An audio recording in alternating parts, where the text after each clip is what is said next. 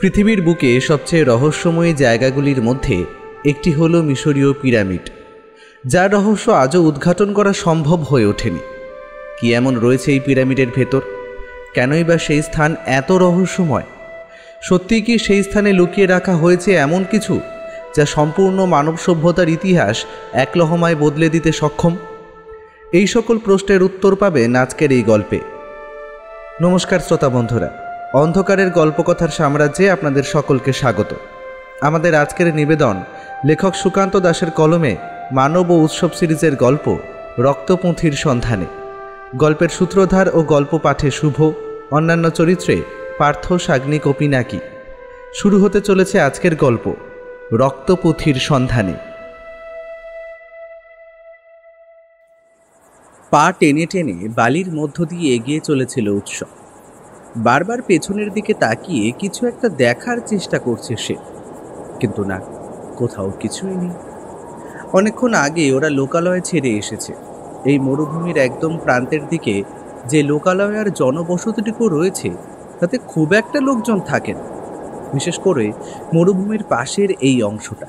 কিন্তু তবুও বারবার পেছনে তাকাতে উৎসবের কেন যেন মনে হচ্ছে এই বাতাসে, এই বালিতে আর চারপাশে কোথায় যেন কি একটা আছে, যেন কেউ তাদের উপর লক্ষ্য রাখছে। তাকে বারবার পেছনে তাকাতে দেখে এবারে মানব বলে উঠল, কি হলো বলতো?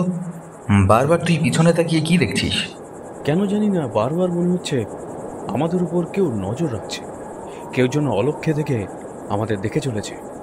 মানব সামান্য হেসে ওঠে। সনসন করে হাওয়া বইছে মাথার উপর দিয়ে। তার মধ্য থেকে জোরে কথা না বললে কিছুই শোনা যায় না। মানব গলা তুলে বলল, হয়েছে, তাহলেই হয়েছে। তুই ওই হোটেলের লোকটার কথায় বিশ্বাস করে ফেললি। ওই লোকটা এমন কথা বললো আর তারপর থেকেই তুই এসব? আরে না না, তেমন ব্যাপার নয়। আসলে এই মরুভূমি, পিরামিড, তারপর মামি, এই সমস্ত কিছু নিয়ে প্রাচীনকাল থেকেই তো অনেক অভিশাপ, অনেক কিছু জড়িয়ে আছে। অনেকগুলো গল্প তো তুই নিজেও জানিস। খামেরের মমি যে আবিষ্কার করেছিল, তার কি হয়েছিল মনে আছে তো? অনেক কিছুই আছে রে মানব, অনেক কিছু আছে। সে তুই মানতে চাস আর নাই চাস, মিশরের বাতাসে প্রাচীন অভিশাপ ভেসে বেড়ায়, এমন একটা কথা এখানে কেন মিশরের বাইরের লোকেরাও বিশ্বাস করে। মানবের মুখটা কেমন যেন হয়ে গেল। চাঁদের অল্প আলো আকাশ থেকে এই বালির উপরে এসে পড়েছে। তাদের চারপাশটা স্পষ্টভাবে দেখা যায় না। বালিয়াড়ি কোথাও নিচু, কোথাও উঁচু। দূরের দিকে তাকালে পিরামিডটা দেখা যায়, ওটাই ওদের গন্তব্য। কিন্তু এ যেন ঘুরিয়ে নাক দেখানোর মতো। তেমনভাবে ওরা পিরামিডটা থেকে আর একটু দূরের দিকে চলেছে। যা করছি তাতে কিন্তু বিপদ থাকবে অনেক। তবুও বিপদ যে এখানে আছে তা আমি জানি। এই মরুভূমির বালিতে এমন অনেক বিষাক্ত সাপ থাকে। তাছাড়া কাঁকড়া, বিছে ও আরও কিছু ছোটোখাটো বিষাক্ত কীটপতঙ্গও এখানে অনেক আছে। কিন্তু আমাদের তো আর তার জন্য চলবে না। আমাদের তো ফিরে গেলে হবে না। যখন আমরা ভেবেছি একবার ওই পিরামিডের মধ্যে আমরা ঢুকবো, তখন আমরা ঢুকবই। সে কথা আমি তো একবারও বলিনি মানব, সেটা তো আমরা করবই। শুধু আমি যেটা বলছি সেটা হলো, আমাদের আরো বেশি সাবধানে থাকতে হবে। আহা, ঠিক আছে ঠিক আছে। ও কিন্তু বলেছিল এখানেই থাকবে। যতদূর সম্ভব এর আশেপাশেই তো আলফ্রেডের থাকার কথা, কিন্তু তাকে তো দেখা যাচ্ছে না। মানবের কথায় উৎসব নিজেও একটু অবাক হল। এদিক ওদিক তাকিয়ে কোথাও কাউকে দেখা গেল না। যতদূর পর্যন্ত চোখ পড়ে বালির সমুদ্র, যেন অন্ধকারে কালো জলের সমুদ্রের মতো রয়েছে। সেদিকে বেশ কিছুক্ষণ তাকিয়েছিল ওরা দুজন। তারপরেই একটা চেনা গলার শব্দ শোনা গেল। ভাঙা ভাঙা বাংলাতে অ্যালফ্রেড বলে উঠল, আরে উৎসব, মানব, আমি কখন থেকে তোমাদের জন্য অপেক্ষা করে আছি। আরে তাড়াতাড়ি এসো। ওরা দুজনে কিন্তু এবারে অবাক হয়ে গেল। কোথাও কাউকে দেখা যাচ্ছে না। চারপাশটা ফাঁকা। যদিও অন্ধকার, তবুও কেউ দাঁড়িয়ে থাকলে সেটুকু তো দেখা যাবে। কোথাও কেউ নেই। উৎসব গলা তুলে বলল, আরে আলফ্রেড, তুমি কোথায়? আবার আলফ্রেডের কথা শোনা গেল। কিন্তু এবারে ওরা বুঝতে পারল অ্যালফ্রেডের গলা ওদের সমান উচ্চতা থেকে ভেসে আসছে না, ভেসে আসছে বেশ খানিকটা দূর থেকে আর নিচের দিক থেকে। মানব নিচের দিকে তাকান, তার সঙ্গে সঙ্গে উৎসব। তারপরেই দেখা গেল অ্যালফ্রেডকে। কিন্তু এইটা কি? বালির মধ্যে অ্যালফ্রেডের গোটা শরীরে প্রায় 70% ভেতরে ঢুকে রয়েছে, বাকিটুকু বাইরে। অ্যালফ্রেড বলে উঠল, আর বলো না, আমি বুঝতে পারিনি বালির মধ্যে এমন ভাবে ফেসে যাব। তাড়াতাড়ি এগিয়ে এসো, আমাকে তাড়াতাড়ি তোলো এখান থেকে। উৎসব আর মানব এগিয়ে গেল। দেখা গেল বুক পর্যন্ত বালির মধ্যে ঢুকে রয়েছে। আর একটু যদি ভেতরে ঢুকে যেত তাহলে যে কি হতো সেটা ভেবেই ওরা চমকে উঠল। সর্বনাশ, এখানে এইসব আছে নাকি? তাহলে তো আমাদের আরো সাবধানে পথ চলা উচিত ছিল। মরুভূমিতে কোথায় কি কি থাকে তা কি কখনো বোঝা যায়? আমি এর আগে অনেকবার এই পথে এসেছি, কিন্তু কখনো কিছু হয়নি। তার মানে তুমি এর আগে পিরামিডের মধ্যে ঢুকেছো? তা ওই নিচের পথ দিয়ে কেন গেছো? বিভিন্ন কারণে আমাকে যেতে হয়েছে, তবে কোনো বাড়ি আমি যেই ঘরে মমি থাকে সেই ঘরে ঢুকিনি। ওটা আমি পারবো না। ওই ঘরে ঢুকলে মমির দেবতার অভিশাপ লাগবে, সেটা আমি করতে পারবো না। আমার মনে হয় প্রতিবার তুমি ওই লোকেদের পিরামিডের ভিতরে ঢুকিয়ে দাও, মমির ঘরের কাজ পর্যন্ত পৌঁছে যাও। সেই কারণেই বোধহয় এমনটা হয়েছে। মিশরের দেবতা আর মমির দেবতা মিলে তোমায় অর্ধেকটা বালির মধ্যে ঢুকিয়ে দিয়েছে। অনেকক্ষণ ধরে হ্যাচর প্যাচর করে টেনে মানব আর উৎসব মিলেই অ্যালফ্রেডকে বার করল। অ্যালফ্রেডের পিঠে একটা ব্যাগ, তার গোটা শরীর তখন বালিময়। বালির উপর একরকম শুয়ে হাঁপাতে হাঁপাতে অ্যালফ্রেড বলল,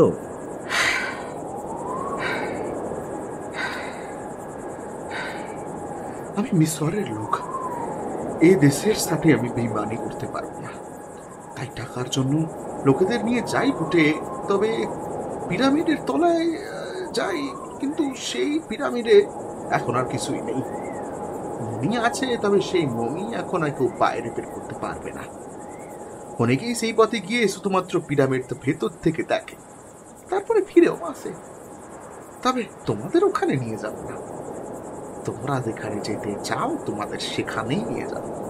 আমাদের জন্য এমন কেন?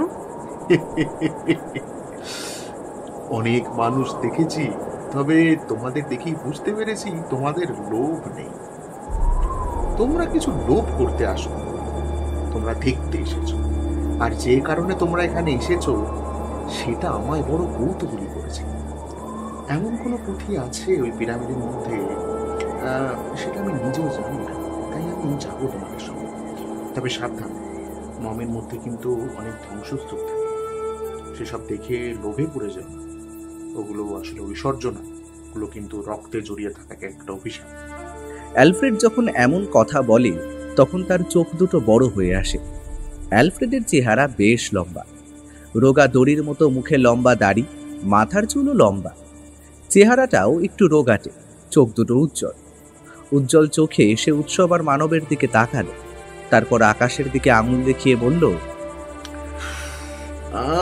আর একটু সময় লাগবে। ওই যে হলদে রঙের নক্ষত্রটা দেখতে পাচ্ছ, ওটা যখন চাঁদের সঙ্গে সঙ্গে সমান্তরালে আসবে, ঠিক তখন আমরা কাজটা করব। আর তারপরেই ওখানে ঢোকার পথ আমরা খুঁজে বার করতে পারবো। এটাতে তো অনেক সময় লাগবে বলে মনে হচ্ছে, কিন্তু এতক্ষণ কি আমরা এখানে বসে থাকবো?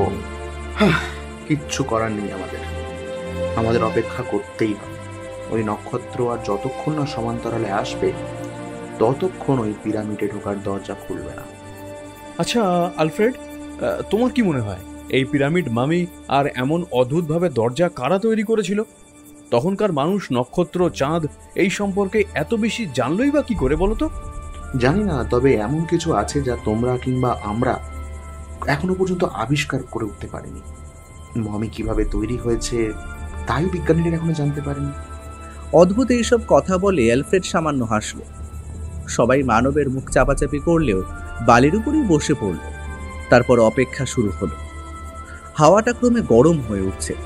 বালিয়াড়ির মধ্যে খুব বেশিক্ষণ বসে থাকলে কেমন একটা ঝিমঝিম ভাব চলে আসে। উৎসব মানবেরও তেমনটাই হতে লাগলো। তবে অ্যালফ্রেড একভাবে আকাশের নক্ষত্রের দিকে তাকিয়ে দেখতে লাগলো। এভাবে প্রায় কতক্ষণ কেটে গিয়েছিল তা হিসেব করে বলা যায় না। একসময় অ্যালফ্রেড উঠে দাঁড়িয়ে আকাশের দিকে আবার আঙুল দেখিয়ে বলল, এসেছে, আকাশের দিকে তাকিয়ে দেখো। ওই নক্ষত্র আর চাঁদ এক সমান্তরালে এসেছে। এক্ষুনি এক্ষুনি আমাদের সেই পথ খুঁজে বার করতে হবে। মানব আর অ্যালফ্রেড এগিয়ে গিয়েছিল। উৎসব কিন্তু বারবার তার ব্যাগে থাকা পুঁথিটা বার করছিল, সেটা খুলে খুলে বোঝার চেষ্টা করছিল। এই ভাষা বোঝা সম্ভব না। এ হলো প্রাচীন মিশরীয় ভাষা। এই ভাষা বুঝতে গেলে মিশরীয় ভাষা জানে এমন কারো সাহায্য নিতে হবে। তবে সেই সমস্ত কিছু করতে গেলেই পুঁথি তখন চলে যাবে সরকারি সম্পত্তির হাতে, যেটা উৎসব কোনো মতে হতে দিতে চায় না। সামান্য ছোট লাল কাপড়ে জড়ানো পুঁথিটা দেখে চলেছিল উৎসব। এমন সময় অ্যালফ্রেডের কথা শুনে মুখ তুলে ওপরের দিকে তাকালো। অবিশ্বাস্য! এমন ব্যাপার যে ঘটে সেটা তো এর আগে দেখেছি বলে মনে হয় না। উৎসব মুখে কিছু বলল না, একভাবে তাকিয়ে রইল পশ্চিম আকাশের দিকে। চাঁদের ঠিক নিচের দিকে একটা নক্ষত্র এসে জমা হয়েছে, আর সেই একই সমান্তরালে চাঁদের উপরের দিকে এসে জমা হয়েছে আরও একটা নক্ষত্র। অ্যালফ্রেড অদ্ভুত কায়দায় নিজের দুটো হাতকে বুকের দুপাশে জড়িয়ে রেখে কি যেন বিড়বিড় করে বলছে। তারপর এক হাতে বালি তুলে নিয়ে সেটা সামনে বাতাসের দিকে হাওয়ায় ভাসিয়ে দিয়ে কি যেন পড়ল। তারপরে হাওয়ার গতিবেগের দিকে তাকিয়ে রইল। মানব উৎসব অদ্ভুতভাবে অ্যালফ্রেডকে দেখতে লাগলো। একসময় অ্যালফ্রেড বলল, তাড়াতাড়ি তাড়াতাড়ি এসো, আমার সঙ্গে এক্ষুনি এসো, বেশিক্ষণ কিন্তু দরজা খোলা থাকবে না। অ্যালফ্রেড তাড়াতাড়ি সামনের দিকে এগোতে লাগলো। ওরা দুজনে ঊর্ধ্বশ্বাসে পড়ি কি মরি করে অ্যালফ্রেডের সঙ্গে কোনো রকমে চলতে লাগলো। মরুভূমির বুকে দৌড়ানো যায় না, কিন্তু অ্যালফ্রেড যেন কোনো কিছুর পেছনে খুব দ্রুতভাবে এগিয়ে যাওয়ার চেষ্টা করছে। ওরাও দ্রুত এগোতে লাগলো অ্যালফ্রেডের পেছনে। অ্যালফ্রেড বারবার আকাশের চাঁদের দিকে তাকাচ্ছে, বলছে, বেশিক্ষণ দরজা খোলা থাকবে না, আমার আরেকটু আগে গিয়ে দাঁড়ানো উচিত ছিল। তাড়াতাড়ি এসো তোমরা। উৎসব আর মানব দৌড়চ্ছিল। দৌড়তে দৌড়তে এবারে উৎসব বলল, কিন্তু তুমি তুমি বলছো সেই দরজা বন্ধ হয়ে যাবে? তাহলে একবার ভেতরে ঢুকে পড়লে আমরা সেখান থেকে বেরোবো কি করে? অ্যালফ্রেড পেছনে ঘুরল না। দৌড়তে দৌড়তে সামান্য হেসে বলল, তাতে অসুবিধা হবে না, বেরিয়ে আসার জন্য অন্য একটা পথ আছে, কিন্তু সেই পথে ঢোকা যাবে না। অদ্ভুত ব্যাপার, যে পথে বেরিয়ে আসা যাবে সেই পথে ঢোকা যাবে না কেন? সেটা যখন আমরা বেরিয়ে আসবো তখনই বুঝতে পারবে, এখন তা বোঝা সম্ভব হবে না। কথাটা অদ্ভুত মনে হলেও মানব আর উৎসব অ্যালফ্রেডকে বিশ্বাস করেছিল, তাই তার সঙ্গে ওরাও দ্রুত ছুটতে লাগলো। সঙ্গে সঙ্গে যেন আশেপাশে বয়ে যাওয়া হাওয়াটাও বেড়ে উঠল। শোঁ শোঁ শব্দের সাথে বহুদূর থেকে কিসের জন্য শব্দ ভেসে আসতে লাগলো। ওরা সেই সব দিকে মন না দিয়ে সামনের দিকে দ্রুত ছুটে যাচ্ছে। প্রথমে অ্যালফ্রেড, তারপরে উৎসব, তারপর মানব। কেমন যেন মনে হচ্ছে অন্ধকারের মধ্যে কালো সমুদ্রে তিনজন সাঁতার কাটতে কাটতে এগিয়ে চলেছে কোনো এক দ্বীপের দিকে। তারপরেই অ্যালফ্রেড এক জায়গায় থামল। তার হাতে কি যেন একটা ধরা ছিল। এতক্ষণ সেটা স্থির করে বালির মধ্যে এক জায়গায় রাখল। এবার যেটা ঘটল তাতে মানব আর উৎসব দুজনেই কিন্তু বেশ অবাক হলো। অ্যালফ্রেডের হাতে রয়েছে একটা অদ্ভুত রঙিন পুঁথির মালা, আর এক হাতে একটা জোরালো টর্চ। সেই টর্চের আলো সেই পুঁথির মালাটা বালির উপরে রেখে দিতেই পুঁথির মালাটা অদ্ভুতভাবে নড়ে উঠল। তারপর একদিকে এগোতে লাগলো মালাটা, যেন ওটা কোনো মালা না, একটা জ্যান্ত সাপ। সেই সাপটা এঁকে বেঁকে সামনের দিকে এগিয়ে চলেছে। মানব কিছু বলতে যাচ্ছিল, তার আগে অ্যালফ্রেড আঙুল তুলে তাকে চুপ করতে বলল।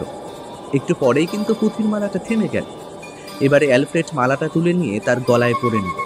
তারপরে বলল, আমরা এসে গেছি, এইখানে এই বালির তলায় আমরা সেই পথ খুঁজে পাবো। এবার আমাদের বালি করতে হবে, দাঁড়াও। অ্যালফ্রেড তার ব্যাগ বার করলো। ব্যাগ থেকে ছোট একটা খুরফির মতো কি যেন একটা জিনিস বার করলো। সেটা দিয়ে এক জায়গায় বালি সরাতে লাগলো মরুভূমির বুকে।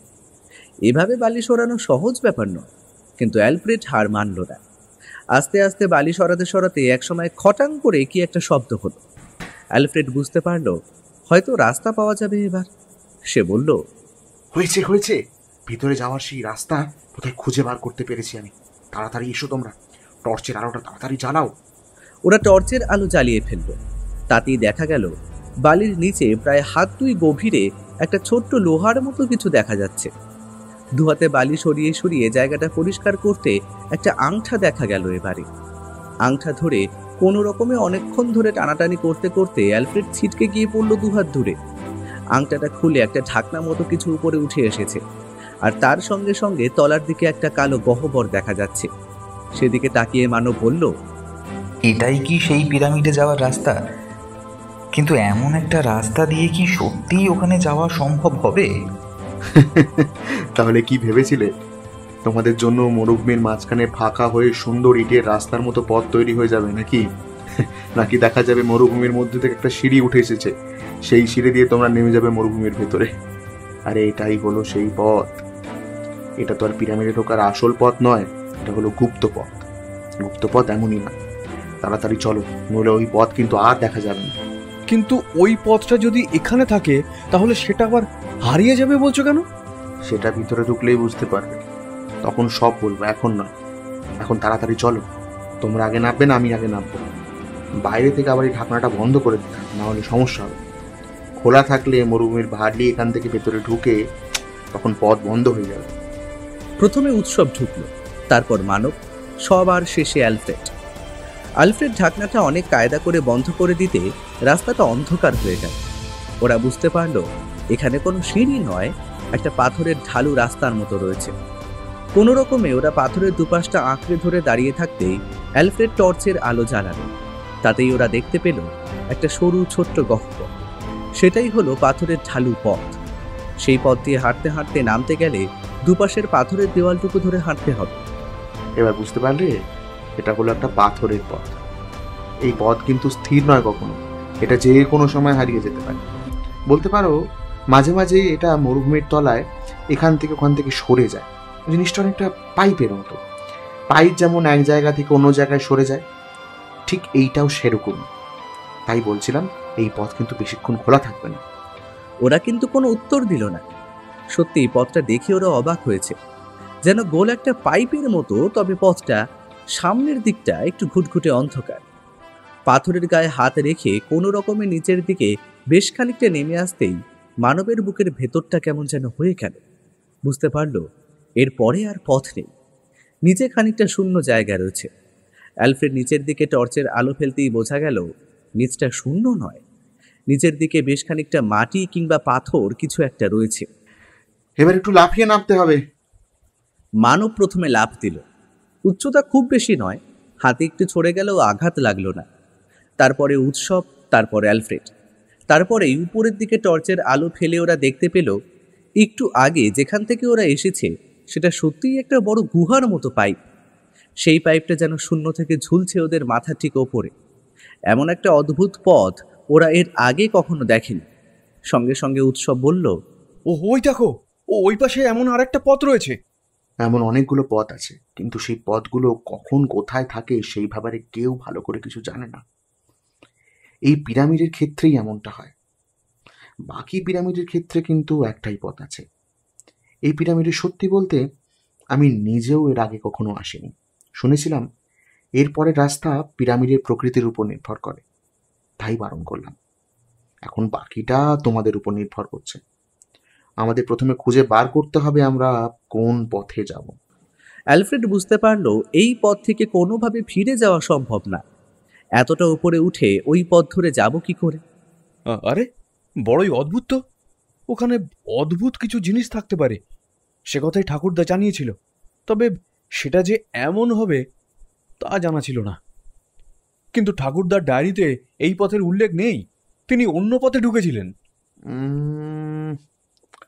আরো অনেক রাস্তা আছে উৎসব, কিন্তু সেসব রাস্তা সম্পর্কে আমি জানি না। যে পথটা আমি জানি সে পথেই আমি তোমাদের নিয়ে এসেছি। বাকি অন্য পথে ঢুকতে গেলে অনেক ঝামেলা পোহাতে হবে। অ্যালফ্রেড, উৎসব ও মানব সামনের দিকে হাঁটতে লাগলো। হাঁটতে হাঁটতে ওই ঢালু হওয়া পাথরের জমির উপরের দিকে একই রকম তিনটে পথ দেখতে পেল। কিন্তু ওরা অবাক হলো এটা দেখে যে সেই পথগুলো মাঝে মাঝেই যেন নিজের জায়গা থেকে সামান্য সরে যাচ্ছে। এতদিন ওরা অনেক স্থানে গেছে, তবে এমন অদ্ভুত ব্যাপার এর আগে দেখেনি। তার সঙ্গে একটা অদ্ভুত ঘড়ঘড় শব্দ কোথা থেকে যেন ভেসে আসছে। অনেকক্ষণ ধরে হাঁটতে হাঁটতে টর্চের আলোয় ওরা দেখতে পেল চারপাশটা অনেক বড় আর পাথুরে জমি। এখানে ওখানে ধুলো ময়লা পড়ে আছে, আর দেওয়ালগুলোতে কিসব যেন আঁকা রয়েছে।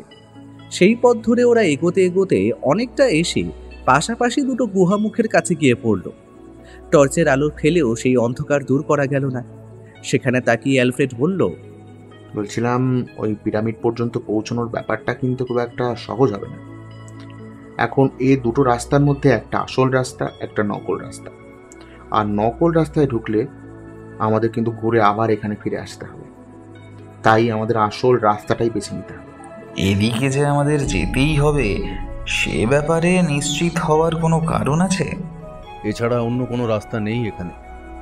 এই দিক থেকেই আমাদের আসতে হতো। বাকি সব দিকে শক্ত পাথরের দেওয়াল রয়েছে। ওরা সামনের দিকে ভালো করে তাকিয়ে দেখল, টর্চের আলোয় যে পাথরের গুহা চোখে পড়ল সেটা বেশ পুরনো। এখানে ওখানে পাথর ক্ষয় হয়ে পড়েছে। অন্ধকার গুহার ভেতরের দিকে টর্চের আলো ফেললেও অনেক দূর পর্যন্ত নজর পড়ল না ওদের। ওরা বুঝতে পারল এভাবে কিছু বোঝার উপায় নেই, কিন্তু কি করা যায় সেটাই তো ওদের ভাবতে হবে। উৎসব বলল, একটা কাজ করা যাক।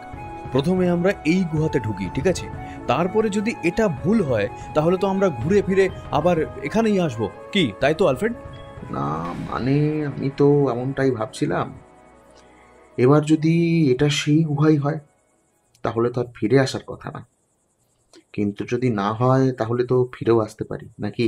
তখন অ্যালফ্রেডের কথায় ওরা বেশ চিন্তায় পড়ল। এখন কি করা যায় ওরা তা ভাবতে লাগলো। অ্যালফ্রেড আগেই বলে দিয়েছিল এই পথ সম্পর্কে সে খুব বেশি জানে না। শুধু তাই নয়, এখানকার কোনো লোকই তাদের ওই পিরামিডের পথে নিয়ে যেতে সম্মত হবে না, কারণ ওই পথে যারা যায় তাদের মধ্যে খুব বেশি লোক ফিরে আসে না। অন্তত আজ পর্যন্ত কেউ ওই পথে ফিরে এসেছে বলে তো সে কথা জানা যায়নি। অ্যালফ্রেড হলো এখানকার একজন ট্যুরিস্ট গাইড। দিনের বেলা সে ট্যুরিস্টদের এখানে ওখানে ঘুরিয়ে দেখায়, কিন্তু প্রয়োজন হলে একটু বেশি টাকা নিয়ে ট্যুরিস্টদের পিরামিডের তলাতেও নিয়ে যায়। তবে যে পিরামিডে ট্যুরিস্টদের নিয়ে যাওয়া যায় সেই পিরামিড আলাদা। সেখানে যাওয়ার পথটাও বেশ সহজ। এখানে পিরামিডে মমি সংরক্ষণ করে রাখা আছে। পিরামিডের ভেতরে ঢুকে ট্যুরিস্ট মমি দেখবে, এটাই হলো একটা অন্য ব্যাপার। অ্যালফ্রেডের মাঝে মাঝে মনে হয় এই ব্যবস্থা সম্পর্কে এখানকার সরকারও জানে, অথচ তারা কিছুই করে না। কারণ এখানে ট্যুরিস্ট যত বেশি হবে তত অর্থের একটা অংশ সরকারের কাছে জমা হবে। কিন্তু এভাবে হাতে হাত গুটিয়ে বসে থাকলে তো হবে না। আমাদের কিছু একটা তো করতেই হবে। তার চেয়ে বরং আমরা এই পথে যাই, একবার গিয়েই দেখি না কি হচ্ছে। যদি দুজনে দুপথে গিয়ে দেখা যেত তাহলে কম সময়ে কাজটা হয়ে যেত, কারণ আমাদের কাছে খাবারও তো দুদিনের বেশি নেই। কিন্তু তাতে যদি বিপদ হয়, একজন চলে গেলাম আর একজন অন্য কোথাও গিয়ে আটকে পড়লাম। আলফ্রেড, আলফ্রেড তুমি কিছু বলো এই বিষয়ে। আচ্ছা বেশ, আমাদের সবার কাছে একটা ঘড়ি আছে। ঘড়ি ধরে টানা 8 ঘন্টা আমরা এই গুহা পথে হাঁটব। কিন্তু 8 ঘন্টা হয়ে গেলে আমরা যদি অন্য কোনো পথ দেখতে না পাই তাহলে আবার ফিরে আসবো। ফিরে আসার পরেই এই পথে ঢুকে আবার 8 ঘন্টা হাঁটব। 2 পথে 8 ঘন্টা করে হাঁটার পর অন্তত বোঝা যাবে এই গুহা আমাদের কোন দিকে নিয়ে যাচ্ছে, কিংবা এই গুহাটা কেমন হতে পারে। তারপরে আমরা না হয় স্থির করবো কোন পথে যাওয়া যাবে। একটা কাজ করা যাক, আমরা 3 জনেই একসঙ্গে যাই, তাতেই সুবিধা হবে। অ্যালফ্রেডের কথাই স্থির হলো গুহা পথে যাওয়ার সময় যদি কখনো বাঘ আসে তাহলে সেই বাঘ মনে রাখার জন্য একটা ব্যবস্থা করতে হবে। ব্যবস্থা হলো ছোট ছোট পাথরের টুকরো। সেই পাথরের টুকরো দিয়ে পথের ঠিক মাঝখানে এক জায়গায় রেখে দেওয়া হবে, যাতে তা বোঝা যায়, এবং সেই পাথরের টুকরো দিয়ে দিক নির্দেশ করাও থাকবে। এইভাবে সমস্ত ব্যাপারটা হিসেব করে নিয়ে ওরা প্রথমে গুহাতে ঢুকে পড়ল। অন্ধকারে এখানে জায়গাটাও বেশ গভীর। ইচ্ছে করে ওরা একটা টর্চ জ্বালিয়েছিল, যাতে টর্চের ব্যাটারি খরচ হয় কম। জোরালো আলোর টর্চ ব্যাটারি খরচ করে বেশি। চলতে চলতে সামনের দিকে যত এগোতে লাগলো, একসময় দেখা গেল ওরা যেখানে দাঁড়িয়ে রয়েছে তার চারপাশে বেশ বিস্তৃত জায়গা, সমস্তটাই পাথরের দিয়ে তৈরি। এমন জায়গা কি কেউ তৈরি করেছিল, নাকি এগুলো এমনি এমনি তৈরি হয়েছে? তাহলে তো মনে করতে হবে এটা কোনো একটা পাহাড়ের মধ্যেকার গুহাপথ। এই গুহাপথে যত সামনে যাচ্ছি ততই তো বড় হচ্ছে, কিন্তু এখান থেকে আমরা যাব কোথায়? 8 ঘন্টা হয়ে গেছে, আমাদের আর সামনের দিকে এগিয়ে না গিয়ে পেছনে যাওয়া প্রয়োজন। পেছনে গিয়ে পাশের গুহাপথে 8 ঘন্টা ঘুরে এসে দেখি আসলে কি হচ্ছে, তারপরে না হয় ভাবা যাবে। কিন্তু আলফ্রেড, সামনে তো পথ রয়েছে, ওপাশে একটা গুহামুখ রয়েছে বলেই তো মনে হচ্ছে। সেই পথে যদি আমরা সামনের দিকে যাই তাহলে হয়তো কোথাও একটা যেতে পারবো। না না, আগে আমাদের পাশের গুহাটা একবার দেখা দরকার। ওই গুহামুখ দিয়ে যদি আবার তেমন কোনো গুহামুখের সামনে গিয়ে আমরা পড়ি তখন দেখা যাবে। আস্তে আস্তে ঘুরতে ঘুরতে আমরা সেখানেই চলে গেছি, আমরা যেখান থেকে শুরু করেছি। কিন্তু যেখান থেকে আমরা শুরু করেছি সেখানে আমরা যাবোটা কি করে? আর তার উল্টো দিকে তো কোনো মুখ আমরা দেখতে পাইনি। তাহলে এগুলো আমাদের এখানকার স্থানীয় লোকেরা মাঝে মাঝে বলে থাকে। এখানকার অনেক পুরনো লোকেরা মাঝে মাঝে এই পথে আসার চেষ্টা করেছে, তারাই বলেছে। আমি তাদের কথাই তোমাদের বললাম। এবার তোমরা যদি না চাও তাহলে। মানব ও উৎস বুঝতে পারলো অ্যালফ্রেড সামান্য মনক্ষুণ্ণ হয়েছে।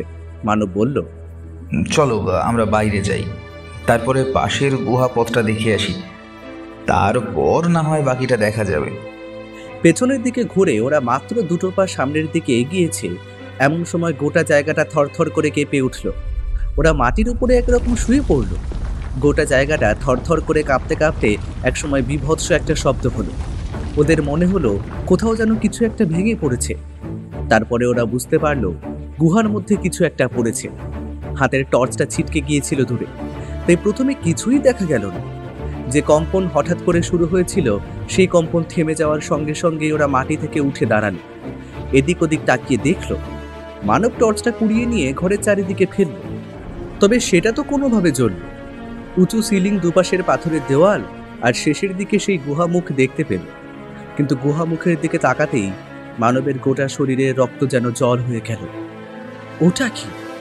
একটু আগে যে গুহামুখটা ওরা দেখেছিল এবং যে গুহামুখের দিকে যাওয়ার কথা বলেছিল, সেই গুহামুখটা কোথায়? সামনে পড়ে রয়েছে একটা মস্ত বড় পাথর। সেই পাথরটা গুহামুখ আড়াল করে দিয়েছে। মুখে কোনো কথা না বলে হাতের ইশারায় সেই দৃশ্যটা মানব উৎসবকে দেখালো। অ্যালফ্রেড নিজেও দেখতে পেল সেই দৃশ্য। যদি তারা অ্যালফ্রেডের কথা না শুনে সামনে যেত, তাহলে ওদের যে কি অবস্থা হতো তা ভেবেই ওরা শিউরে উঠতে লাগলো। অ্যালফ্রেড, তুমি আমাদের গাইড, তুমি যা বলবে তাই হবে। তোমার কথা না শুনে আমাদের মতো ভাবতে গিয়ে এক্ষুনি যে কি বিপদে পড়েছিলাম। উফ! অ্যালফ্রেড কপালে আর বুকের দুপাশে আঙুল ছোঁয়ালো। তারপর কাঁপা কাঁপা গলায় বলল, আরে তোমরা কি বলছো? হ্যাঁ, আমি তো নিজেই ভয় পেয়ে গিয়েছি। আমি কি আর জানতাম ওখান থেকে এমনভাবে উপর থেকে পাথর এসে পড়বে? এখানে ভূমিকম্প হয়েছে, আর এক মুহূর্ত এখানে নয়, যে কোনো মুহূর্তে আবারও একটা কিছু হতে পারে। তাড়াতাড়ি ওরা তিনজন পেছনের দিকে যাত্রা শুরু করলো। আধ ঘন্টা পর ওই গুহামুখ থেকে বেরিয়ে এসে ওরা আবার সেই দুই মুখ গুহার সামনে এসে দাঁড়ালো। তারপর দ্বিতীয় গুহায় উঠে বেশ কিছুক্ষণ পর চলতেই ওরা বুঝতে পারলো পথটা এখানে ছোট হতে শুরু করেছে। আগের গুহা পথে পথ বড় হচ্ছিল, এখন ছোট হচ্ছে। একসময় এতটাই ছোট হয়ে এলো যে সেখানে আর দাঁড়িয়ে থাকা যায় না।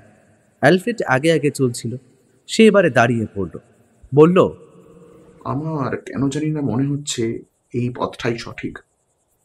আগের পথটা আমাদের ভুল ছিল। তোমাদের কি একই কথা মনে হচ্ছে? পথ ছোট হয়ে যাওয়ায় ওরা দেওয়ালের একপাশে মাথা নিচু করে হেঁটে হেঁটে সামনের দিকে চলছিল। ক্লান্তি আর অবসন্নতায় গোটা শরীর যেন ভেঙে পড়তে চাইল। তবুও মানব বলল, এই পথটাই হতে পারে। এমন সুড়ঙ্গ পথ দিয়েই পিরামিডের তলায় ঢোকা যায়, কিন্তু আগের পথটা মনে হয় সঠিক ছিল না। কিন্তু অ্যালফ্রেড, আমার কেন জানি না মনে হচ্ছে আমরা আরো নিচের দিকে চলেছি। পিরামিড থেকে অনেক নিচেই মামি থাকে। আসলে পিরামিড যেখানে থাকে তার ভূপৃষ্ঠ থেকে অনেকটা নিচে গভীরে লুকোনো থাকে ঘর বা চেম্বার। তাই আমাদের নিচের দিকে চলতে হচ্ছে। কিন্তু এই পথ যদি সেই পথ না হয়, পথটা এমন যে এই পথে আমরা কিন্তু উল্টো দিকে আর ফিরতে পারবো না। ফিরতে হলে আমাদের পেছনের দিক দিয়ে চলতে হবে। তাই ভালো করে ভেবে নিয়ে আমাদের এগোনো দরকার। উৎসব আর মানব অ্যালফ্রেডের কথা বুঝতে পারছিল। জায়গাটা এমন হয়ে গেছে যে সেখানে পাশ ফিরে দাঁড়াবার মতো উপায় নেই। একভাবে সামনের দিকে চলতে হবে। একটু পরেই পথটা যে আরো ছোট হবে সেটা ওরা স্পষ্ট বুঝতে পারছিল। তবে তার সঙ্গে একটা গন্ধ ভেসে আসছিল, একটা অদ্ভুত গন্ধ ভেসে আসছিল। কেমন যেন মাথা ঝিমঝিম করা একটা গন্ধ। সেই গন্ধ নাকে এসে লাগতেই ওদের কেমন যেন ঘুম পেয়ে যাচ্ছিল। তবে ওদের ভাবনা কিন্তু ভুল হল। পথ চলতে চলতে ওরা আরো এগোতেই বুঝতে পারলো পথটা এবার আর ছোট নয়, আবার বড় হতে শুরু করেছে। সেই পথটা ঢালু হয়ে নিচের দিকে নেমেছে। সেই পথে পাহাড়ের খাঁজ যেমন কাটা থাকে তেমন পাথরে খাঁজ কাটা রয়েছে।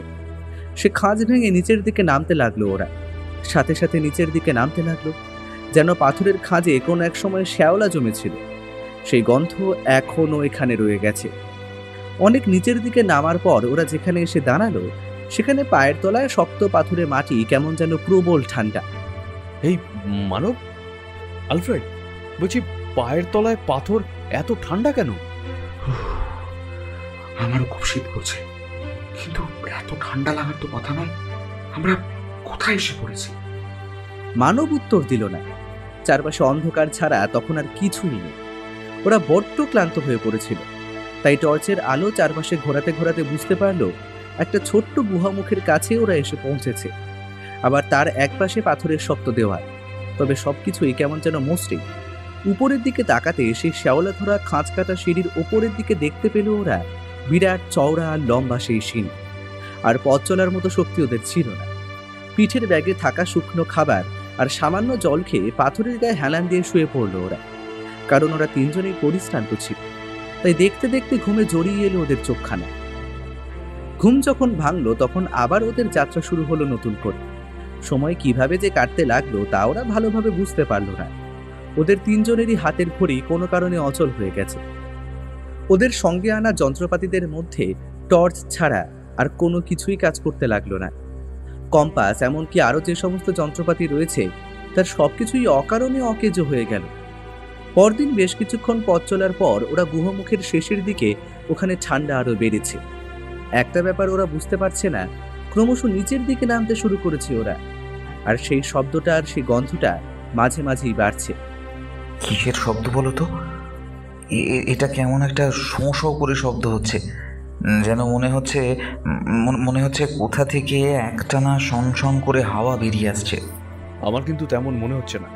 কোনো কিছুর ডাক ওটা। কোনো কিছু একসাথে একভাবে ডেকে চললে যেমন শব্দ হয় ঠিক তেমনটাই শব্দ। আর আর ওই গন্ধটা কেমন যেন অদ্ভুত। মাথা ঝিমঝিম করিয়ে দেয়। অ্যালফ্রেড কিন্তু কিছু বলল না। এদিক ওদিক চোখ রেখে অন্ধকারে একটু একটু করে সামনের দিকে এগিয়ে চলেছিল। পায়ের তলায় পাথর যেন আগের চেয়েও ঠান্ডা ও কেমন স্যাঁতস্যাঁতে হয়েছিল।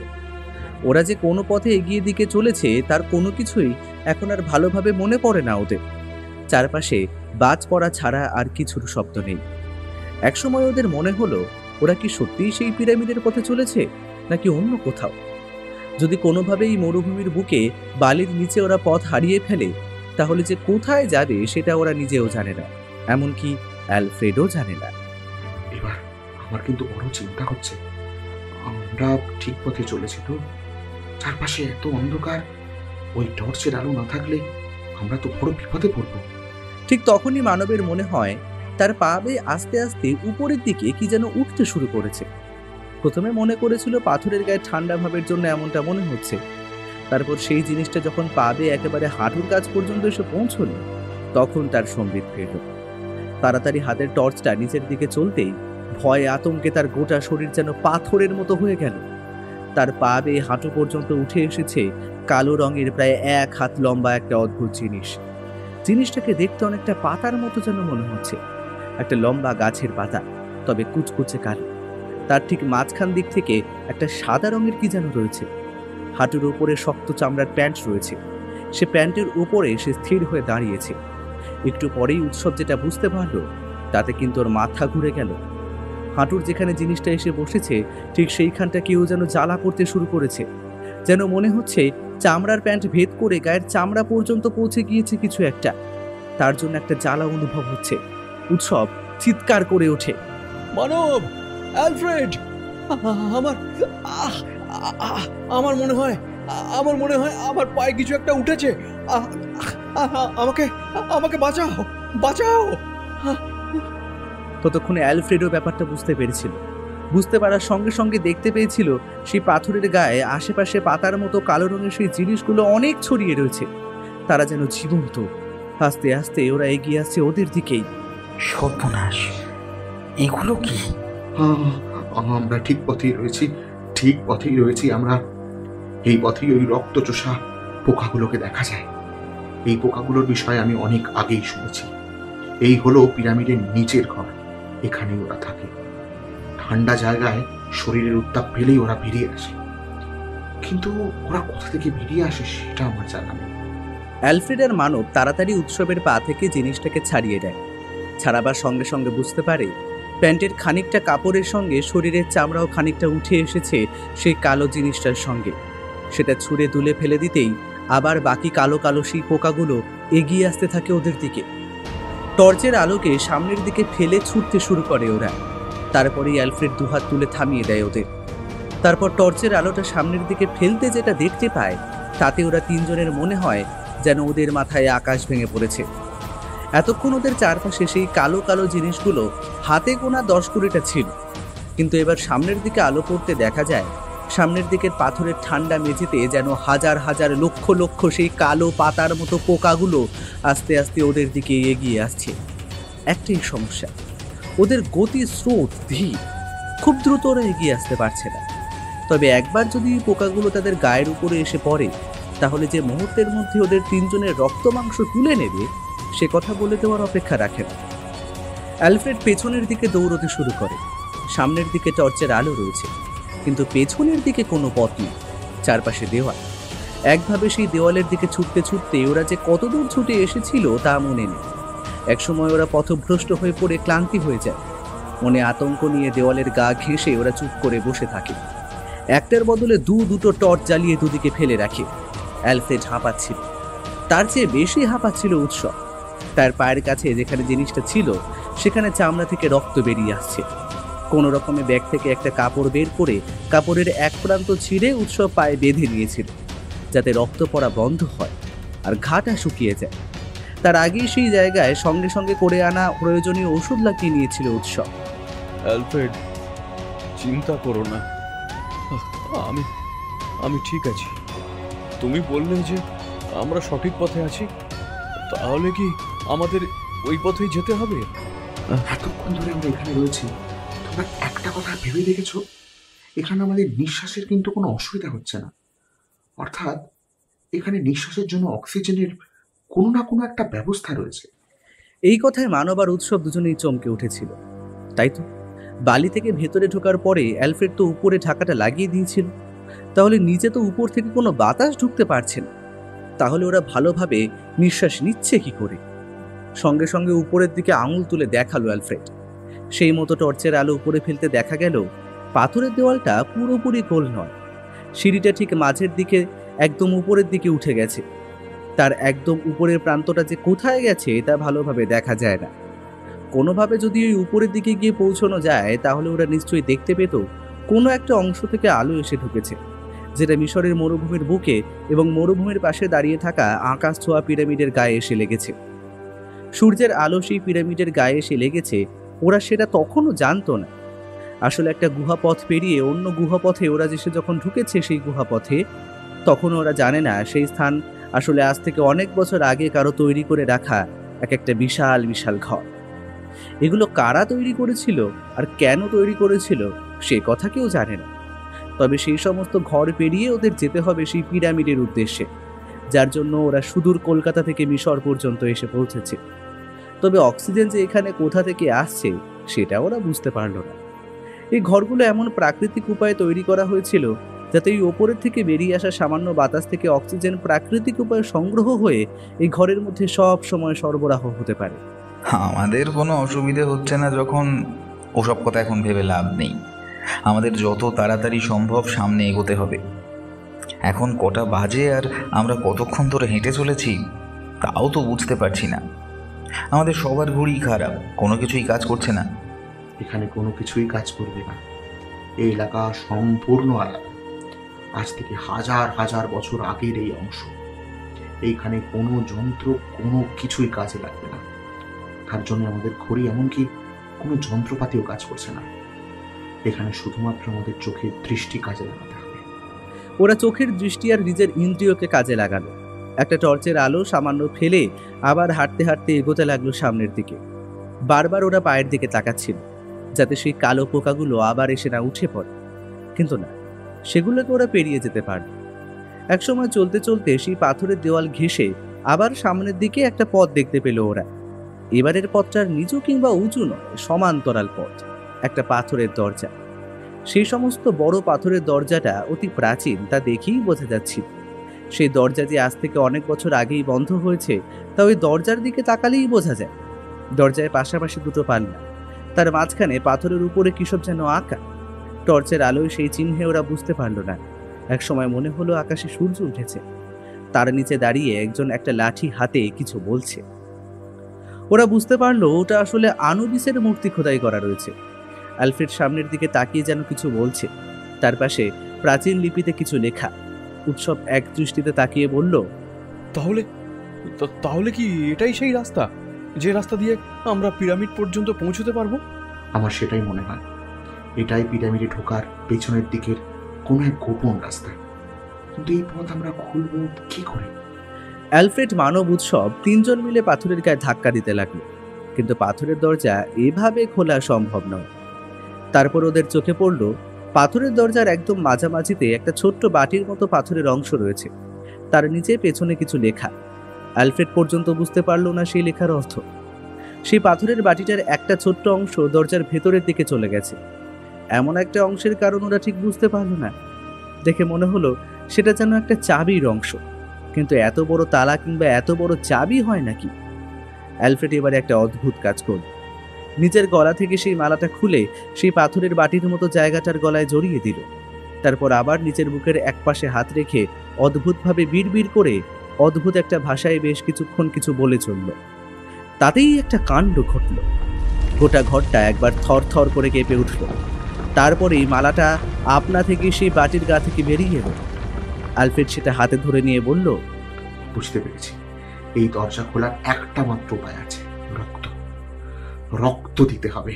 রক্ত না দিলে এই দরজা কেউ খুলতে পারবে না। বাটির শেষের দিকে যে একটা ছোট ছিদ্র আছে, সেইখানে রক্ত পড়লে তারপরে এই দরজা এক এক করে খুলে যাবে। পাগল নাকি? এসব কি বলছো তুমি? রক্ত দিতে হবে? এসব আবার হয় নাকি? হয়। ঠাকুরদার ডায়েরিতে কিন্তু লেখা ছিল এই পিরামিডে ঢোকার গোপন পথ যে আছে, সেই পথের কথা তাকে একজন বলেছিল, এবং সেই পথে ঢুকতে গেলে রক্ত দিতে হবে, অর্থাৎ স্যাক্রিফাইস। তবে এতক্ষণে এই ব্যাপারটা ঠিক না আমি বুঝতে পারিনি মানব। এখন আমার মাথায় এলো। দেখো, রক্ত না দিলে হয়তো এই দরজাটা খুলবে না। আচ্ছা, আমাদের ব্যাগে যন্ত্রপাতির পাশাপাশি তো একটা ছুরিও ছিল। ছুরিটা বার করো। মানব ব্যাগ থেকে ছুরি বের করলো। টর্চের আলোতে ছুরিটা চকচক করে উঠল। চারপাশটা আগের মতোই কেমন যেন অন্ধকার। তবে এই অন্ধকারের মধ্যে কোথা থেকে যেন একটা হালকা আলো ভেসে আসছে। সেই আলোতে সবকিছু দেখা যায় না, তবে অস্পষ্টভাবে চারপাশটা দৃশ্যমান হয়ে ওঠে। মানব আর উৎসবে অবাক হচ্ছিল অ্যালফ্রেড কি করতে চলেছে। অ্যালফ্রেড ছুরিটার দিকে একভাবে তাকিয়ে রইল বেশ কিছুক্ষণ। তারপর নিজের বাঁ হাতের বুড়ো আঙুলটা সেই ছোট্ট পাথরের বাটির মতো জায়গাটায় এগিয়ে নিয়ে গেল। বুড়ো আঙুলের ঠিক মাঝামাঝি ছুরির ফলাটা সামান্য ঢুকিয়ে দিয়ে একটা হ্যাঁচকা টান দিতে আঙুলের ফলায় একটা লাল দাগ ফুটে উঠল। মানব বলল, আলফ্রেড, তুমি এটা কি করলে? এখানে আসার পর থেকে তোমাদেরকে সমস্ত কিছু আমি দেখিয়েছি। এমনকি এইখানে পিরামিডের তলার এই যে ঘর, এই ঘরেও আমি তোমাদের নিয়ে যেতে বলেছি। আমি তোমাদের গাইড, তোমাদের পথপ্রদর্শক। এইটুকু তোমার করার দরকার ছিল। অ্যালফ্রেডের আঙুল থেকে 3 ফোঁটা রক্ত সেই পাথরের বাটির মতো জায়গাটার একদম শেষের দিকে ছোট্ট ফুটোর মধ্যে পড়তেই একটা অদ্ভুত ব্যাপার ঘটে গেল। আশেপাশের শোঁ শব্দটা তার সঙ্গে একটা অদ্ভুত গন্ধ ছড়িয়েছিল। সেই শব্দটা থেমে গেল, আর গন্ধটা কোথায় যেন মিলিয়ে যেতে লাগলো একটু একটু করে। সঙ্গে সঙ্গে একটা অদ্ভুত ঘর ঘর শব্দ হতে লাগলো। মনে হলো কোথায় অনেক বছর ধরে জমে থাকা একটা পাথরের দেওয়াল আস্তে আস্তে সরে যাচ্ছে, তার জন্যই এমন শব্দ হচ্ছে। উৎসব মানব চমকে উঠে দুপা পেছনের দিকে পিছিয়ে এসেছিল। অ্যালফ্রেড সেই পুঁথির মালাটা আবার নিজের গলায় জড়িয়ে ফেলেছিল। অ্যালফ্রেড এক হাতে ছুরি, অন্য হাতটা সামনের দিকে রেখে তাকিয়ে রইল সামনের দরজার দিকে। অনেক বছর আগে এমন একটা কথাই শুনেছিল স্থানীয় একজনের কাছ থেকে। সেই লোকটা নাকি চোর ছিল, পিরামিডের ভেতরে মমির দামি জিনিসপত্র চুরি করেছে, কিন্তু সেটা হলেও লোকটা ছিল সৎ। সেই লোকটা একবার অ্যালফ্রেডকে সেই সমস্ত কথা বলেছিল। মিশরের বুকে মাটির তলায় যে সমস্ত পিরামিড আছে তার মধ্যে সবচেয়ে গোপনে রাখা আছে এই পিরামিডের মমি। পিরামিডের তলায় মমি অনেকটা গভীরে আর নিচে থাকে। অনেকেই জানে এই পিরামিডের তলায় আসলে ঘুমিয়ে রয়েছে মিশরের কোনো এক শরীর, কিন্তু তারা এটা জানে না সেই ফেরাওয়ের সঙ্গে ওই পিরামিডের তলাতে লুকিয়ে রয়েছে আরও এক জাদুকরের শরীর। সেই জাদুকর নিজের এবং সেই ফেরাওয়ের সমাধিস্থলকে এমনভাবেই লুকিয়ে রেখেছিল। অ্যালফ্রেড এই কারণেই নিজের হাত কেটেছিল, কারণ সে জানত মিশরের কোনো মানুষের রক্ত ছাড়া ওই দরজা কখনো খুলবে না। দরজাটা খুলে যাচ্ছে, দরজাটা খুলে যাচ্ছে উৎসব। দরজা খুলে গেলেও ওর ভেতরে এখন কেউ আছে কি না তা তো আমরা জানি না। এই আলফ্রেড, সামনে থেকে সর। হ্যাঁ, সরে এসো, সরে এসো। উৎসব আর মানবের কথা শুনে অ্যালফ্রেড সামনে থেকে সরে এলো না। সেই বড় ভারী পাথরের দরজাটা ওরা ঠিক যতটা বলে মনে করেছিল সেটা কিন্তু তার থেকে আরো অনেক বড়। আসলে ওটা দরজা নয়, ওটা বড় পাথরের দেওয়াল, অন্তত লম্বায় সেটা 3 মানুষ সমান। দরজাটা আর একটু ফাঁকা হতেই সেই শব্দটা এবার একসাথে শোনা যাবে, যে অদ্ভুত শব্দটা ওরা এর আগেও শুনতে পেয়েছিল। সেই শব্দটা ওদের কানে এসে ধাক্কা দিল। তার সঙ্গে সঙ্গে ওরা অবাক বিস্ময়ে সামনের দিকে তাকিয়ে দেখল পাথরের দরজাটা একটু ফাঁকা হয়েছে। সেখান থেকে বেরিয়ে আসছে ছোট ছোট ঠিক মাকড়সার আকারের গোবরে পোকার মতো এক ধরনের কালো পোকা। মানব আর উৎসব বেশ খানিকটা দূরে দাঁড়িয়েছিল। অ্যালফ্রেড দাঁড়িয়েছিল দরজার সামনে। সামনের দিকে ওই পোকাগুলো হুড়মুড় করে বেরিয়ে আসতে দেখে অ্যালফ্রেড চিৎকার করে বলে উঠল, সর্বনাশ! এই হলো সেই প্রাচীনকালের পোকা। এই পোকা মানুষের শরীরের ভেতরে ঢুকে তারপর তাদের... অ্যালফ্রেড আর বলতে পারল না, ছুটতে লাগলো পেছনের দিকে। তার পেছন পেছন সেই পোকাগুলো কিলবিল করে এগোতে লাগলো ওদের দিকে। মানব আর উৎসব বিপদ বুঝতে পেরে পেছনের দিকে ছুটতে শুরু করে। হাতের টর্চটা কোথায় যেন পড়ে গিয়েছে। অন্ধকারের মধ্যে ছুটতে ছুটতে কে কোন দিকে গেল তা কেউ বুঝল না। তবে সেই অদ্ভুত ঝনঝনের শব্দটা মানবের কাঁধ থেকে আড়াল হতেই সে স্থির হয়ে দাঁড়ান।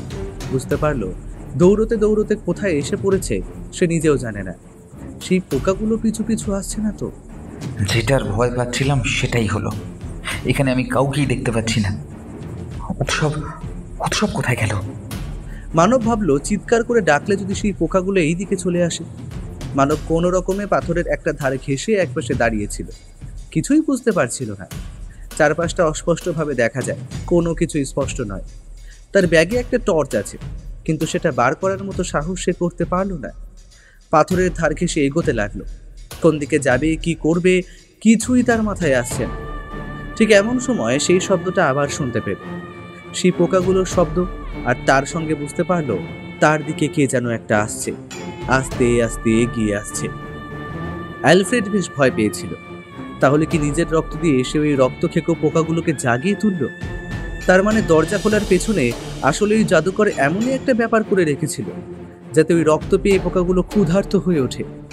এতদিন ধরে বন্ধ থাকা পোকাগুলো যদি একবারই 3 জনের শরীরের উপর এসে পড়ে, তাহলে মুহূর্তের মধ্যে ওদের রক্ত মাংস একসাথে মুহূর্তের মধ্যে নিঃশেষ হয়ে যাবে। অ্যালফ্রেড চমকে উঠল। সে দাঁড়িয়েছিল একপাশে, পাথরের দেওয়াল সে খুঁজে পায়নি।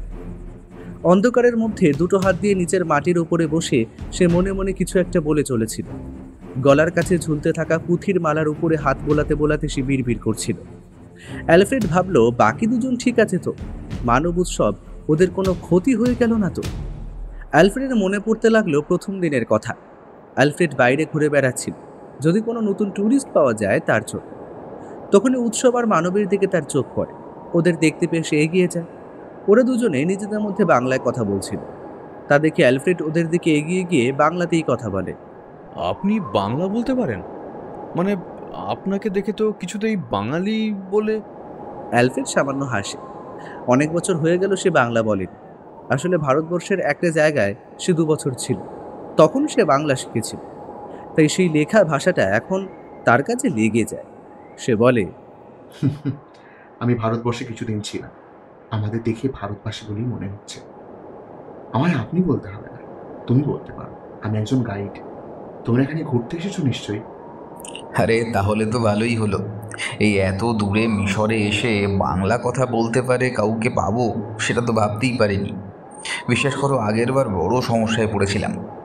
আমাদের কিন্তু একটু অন্য রকমের প্ল্যান রয়েছে। 2 দিন আমরা আশপাশটা ঘুরে দেখব, কিন্তু...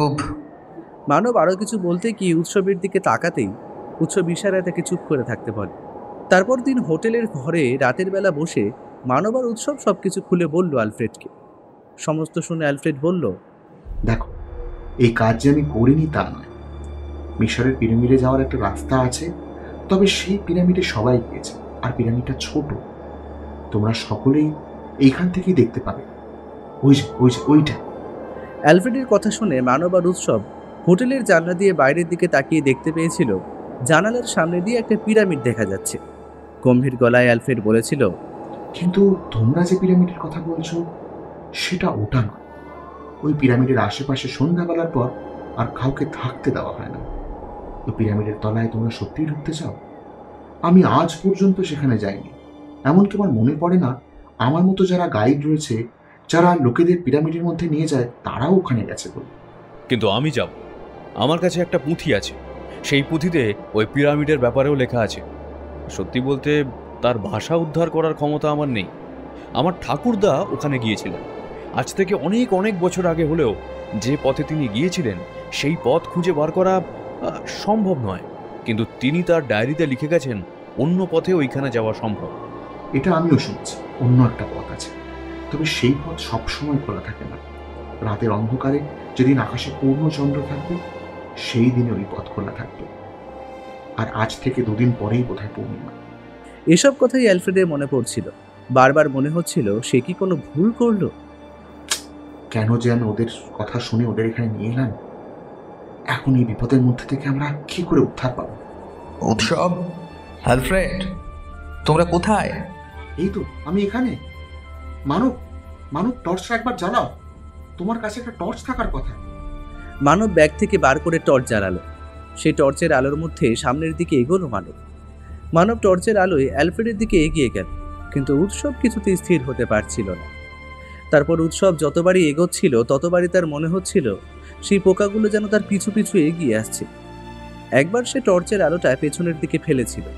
ছিটকে পড়ে যাওয়া টর্চটা হাতে তুলে নেওয়ার জন্য সে হাতে থাকা টর্চের আলো পেছনে ফেলতেই যে দৃশ্যটা দেখতে পেল তাতে সে আর স্থির থাকতে পারল না।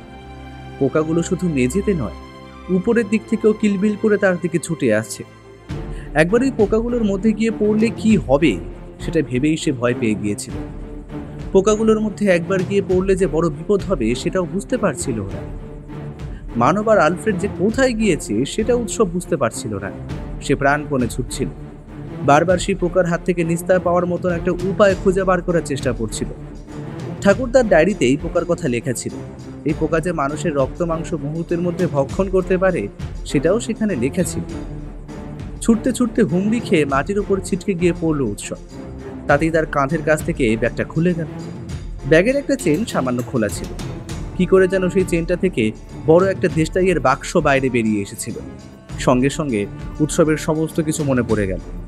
পোকাগুলো যেন ভেবেছিল উৎসব হার মেনে নিয়েছে, তাই তারা এবার তাড়াহুড়ো না করে থমকে গেল। একবার টর্চের আলোটা গিয়ে পড়েছিল পেছনের দিকে। ছত্রভঙ্গ হয়ে যাওয়া পোকাগুলো ঘুরে উৎসবের সামনের দিক থেকে তাকে আক্রমণ করার চেষ্টা করতে লাগলো। তার আগে উৎসব বড় দেশলাইয়ের বাক্স থেকে একটা দেশলাইয়ের কাঠি বার করে জ্বালিয়ে ফেলেছিল। দেশলাই কাঠি জ্বালানোয় বারুদের কাঠির গন্ধে পোকাগুলো যেন ছত্রভঙ্গ হয়ে গেল। আরও একবার সেই সুযোগটাই নিল উৎসব। ব্যাগের ভেতর থেকে একটা কাপড় বার করে তাতে আগুন জ্বালিয়ে ফেলল। সেই কাপড়টা হাতে নিয়ে দুপাশে ঘোরাতে লাগলো। ওই কাপড়ের আগুনে এবং কটু গন্ধে বোধহয় পোকাগুলো সামনে আসছিল না। উৎসব এবার চিৎকার করে বলল, মানব, মানব, হেল্প! আমি এখানে, বাঁচাও মানব!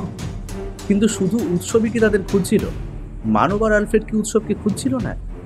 তাদের কোনো সাড়া না পেয়ে উৎসব বারবার চিৎকার করে ডাকতে লাগলো। এবার উৎসবের কথাটা উৎসবের কাছেই ভেসে এল। সে বুঝতে পারল এই জায়গায় শব্দ প্রতিধ্বনিত হচ্ছে। অন্যদিকে অ্যালফ্রেড আর মানবের কানে উৎসবের গলার স্বর অনেক দূর থেকে ভেসে আসছিল, তাই শব্দটা কোথা থেকে ভেসে আসছে তা কিন্তু ওরা বুঝতে পারছিল না। সামনের দিকে হাঁটতে হাঁটতে আলফ্রেড বলল, এভাবে আমরা কিছুতেই পৌঁছতে পারবো না। উৎসবের কাছে কোনো একটা নির্দিষ্ট দিক লক্ষ্য করে না গেলে পৌঁছতে পারবো না। চারপাশটা তো একই রকম আছে বলে মনে হচ্ছে। আমার মনে হচ্ছে ওই দিকে আছে। দেখো আলফ্রেড, উৎসবের গলার স্বর ওই পাশ থেকেই কিন্তু ভেসে আসছে। আমার মনে হয় ওই পোকাগুলো তাকে আক্রমণ করেছে। ঠিক তখনই আবার সেই চিৎকারটা শোনা যায়। উৎসব চিৎকার করে সাহায্য চাইছে। এবারে অ্যালফ্রেড ও মানব আর দেরি না করে সামনের দিকে ছুটতে থাকে। সামনের দিকে ছুটতে ছুটতে আর একটু সামনে এগিয়ে গিয়ে দেখতে পায় অদ্ভুত অভাবনীয় একটা দৃশ্য। আগুন জ্বালিয়ে কাপড়টাকে দুপাশে ঘোরাচ্ছে উৎসব। পোকাগুলো সিলিং ও মেঝে থেকে তার দিকে ছুটে যাওয়ার চেষ্টা করছে, আবার মাঝে মাঝে পেছনের দিকে সরে যাচ্ছে। কিন্তু ওই কাপড়টা ওখানে বেশিক্ষণ ধরে রাখা যাবে না, সেটা ওরা বুঝতে পেরেছিল। তাই সঙ্গে সঙ্গে ওরা নিজেদের ব্যাগ থেকে আবার নিজেদের কাপড় বার করে আগুন জ্বালালো। এতগুলো কাপড় জ্বলে ওঠায় দাউ দাউ করে আগুনের লেলিহান শিখা আগ্রাসী হতেই পোকাগুলো কিন্তু অন্ধকারে কোথায় যেন মিলিয়ে গেল। এবার এত কিছুর পর উৎসব ক্লান্ত হয়ে পড়েছিল। সে মাটির উপর ধপ করে বসে পড়ল। দুজনে মিলে তাড়াতাড়ি তাকে নিয়ে এগোতে লাগলো। ঠিক যেদিকে সেই দরজাটা খুলেছিল সেই দিকে। পোকাগুলো ভয় আর ওদের কাছে এলো না। দরজাটা খুলে গিয়েছিল। বেশ বড় একটা জায়গা, ঠিক আগের মতোই সূক্ষ্ম। ভেতরে কোথাও এতটুকু ধুলো মাত্র নেই, সব কিছু পরিষ্কার। পাথরের মেঝে, পাথরের দেওয়াল, সমস্ত কিছু। সামনের দিকে হাঁটতে হাঁটতে ওরা দেখতে পেল অদ্ভুত কিছু ছবি আঁকা রয়েছে সেখানে। দেখতে দেখতে সেই পাথরের দেওয়াল পেরিয়ে ওরা ভেতরের দিকে গিয়ে প্রবেশ করলো। ভেতরে গিয়ে একটা বড় ঘরে গিয়ে ঢুকলো। সেই ঘরের দেওয়ালগুলো পাথরের। সেই দেওয়ালে আরও অনেক চিত্র আঁকা। সেই চিত্রগুলো কেমন যেন রঙিন। আর ঘরের দেওয়ালটা উঁচু হতে হতে একদম উপরের দিকে কোথায় যেন চলে গেছে। অ্যালফ্রেড আনন্দের সাথে চিৎকার করে বলে ওঠে, আমরা পেরেছি, আমরা পেরেছি! যে পিরামিডে আমরা আসতে চেয়েছিলাম সেইখানেই এসেছি। ওই দেখো, সামনের দিকে তাকিয়ে দেখো, দুখানা কফিন রয়েছে ওখানে। মানব উৎসব সামনে তাকিয়ে দেখল, সত্যিই দুখানা কফিন রয়েছে সেখানে, একটা বড় আর একটা ছোট। সেই কফিনের গায়ে পাথরের উপরে সোনালি রঙের ওগুলো চকচক করছে। ঘরের মধ্যে এখানে ওখানে সোনা ছড়িয়ে রাখা রয়েছে। তাছাড়া অনেক দামি জিনিসপত্রও রয়েছে। তাছাড়া মানুষের ব্যবহারযোগ্য অনেক কিছুই সেখানে রয়েছে। একটা সিংহাসন, লাঠি, তাছাড়া দুটো মাটির অদ্ভুত দর্শন পুতুল। আরও অনেক কিছু রয়েছে। জামা কাপড় থেকে শুরু করে এমন অনেক কিছু আছে যাতে এখানে একটা মানুষ ভালোভাবে জীবন অতিবাহিত করতে পারে। পাশাপাশি দুটো লম্বা কলসি ছিল। সেই কলসিগুলো দেখে মনে হলো সেগুলো রূপো দিয়ে তৈরি। ওরা কিন্তু সেই দিকে এগোলো না, এগিয়ে গেল বড় কফিনটার কাছে। কফিনের উপরের ডালাটা পাথরের। দুজনে মিলে কফিনের ডালাটা প্রাণপণে ঠেলতে লাগলো। অ্যালফ্রেড দ্বিতীয় কফিনের কাছে গিয়েছিল, সেও এগিয়ে এলো। কিন্তু কফিনের পাথরের ডালা অত সহজে সরানো যায় না। তবুও প্রাণপণে ধাক্কাধাক্কি করে পাথরের কফিনের একটা দিক কেমন যেন সামান্য সরে এলো। তাতেই ভেতর থেকে একটা অদ্ভুত গন্ধ বাইরে বেরিয়ে এলো। এতটা কষ্ট করার কোনো প্রয়োজন নেই। তোমরা তো আর ওই কফিনের ভিতরে থাকা মমিদের জন্য আসোনি। ওইখানে রয়েছে মিশরের রাজা ফেরাও। ছোট কফিনে রয়েছে মিশরের রাজা ফেরাওয়ের খুব কাছের কোন এক জাদুকর। এসবের আমাদের কোনো প্রয়োজন নেই। সেই পুঁথি খোঁজো, যে পুঁথির জন্য তোমরা এখানে এসেছো, সেটা তাড়াতাড়ি খোঁজো। তিনজনে তিন দিকে খুঁজতে লাগলো। ঘরের ভেতরে সমস্ত জায়গাটায় জিনিসপত্র ছড়িয়ে রয়েছে। খুঁজতে খুঁজতে একপাশে একটা লাল বাক্স চোখে পড়ল উৎসবে। সেদিকে এগিয়ে যেতেই আরও একটা অদ্ভুত ব্যাপার ঘটল। লাল বাক্সটার একদম কাছে চলে এসেছে এমন সময় দেখতে পেল লাল বাক্সটার একপাশে জড়িয়ে রয়েছে একটা কালো কুচকুচে সাপ। তাকে দেখেই এক মুহূর্তে চিনতে পেরে গেল উৎসব। এই সাপ হলো পৃথিবীর সবচেয়ে বিষাক্ত সাপ, কিং কোবরা। তাকে দেখি ছিটকে পেছনে সরে এলো উৎসব। ততক্ষণে অ্যালফ্রেড আর মানব সেখানে চলে এসেছে। অ্যালফ্রেড সেদিকে তাকিয়ে বলল, এই সাপ নিশ্চয়ই বাক্সটাকে রক্ষা করার জন্য রয়েছে। কিন্তু সাপটা নড়াচড়া করছে না কেন? আমার মনে হয় এটা জ্যান্ত সাপ নয়, সাপের কোনো পুতুল তৈরি করা হয়েছে। আর না হলে... অ্যালফ্রেড আরেকটু সামনে এগিয়ে গেল। সাপটাকে দেখে সত্যি জীবন্ত বলে মনে হলো, কিন্তু সাপটা জীবন্ত নয়, অথচ সেটা একটা আসল সত্যিকারের সাপ। সাপ এটা, তবে এটা জীবিত নয়। জীবিত কোনো সাপের শরীর কেউ রূপে সংরক্ষণ করে রেখেছে। কিন্তু কি এমন দিয়েছে যাতে এত বছর সাপ ওভাবেই ওখানে অক্ষত অবস্থায় রয়ে গিয়েছে? সেটাই তো ভাবার মতো বিষয়। লাল বাক্সটার দিকে এবারে এগিয়ে যায় ওরা। প্রাণপণে সেই লাল বাক্সটাকে তুলে আনে। বেশ ভারী বাক্সটার মধ্যে কি আছে তা ওরা জানে না। বাক্সের ডালা খুলতেই দেখা যায় সেই পুঁথিটা আছে ওই বাক্সে, যার জন্য ওরা সুদূর কলকাতা থেকে এখানে এসেছে। পুঁথিটার একটা পাতা উল্টাতে দেখতে পায় কি যেন একটা লেখা পাতায়। তারপর আরও কয়েকটা পাতা উল্টাতে ওরা বুঝতে পারে এই পুঁথিতে অনেক কিছু রয়েছে। উৎসব বলে ওঠে, যে পুঁথির কথা ঠাকুরদা বলেছিল, এটাই যদি সেই পুঁথি হয়, তাহলে এই পুঁথি ঠাকুরদা এখান থেকে কেন নিয়ে যাওয়ার চেষ্টা করেনি সেটাই তো বুঝতে পারছি না।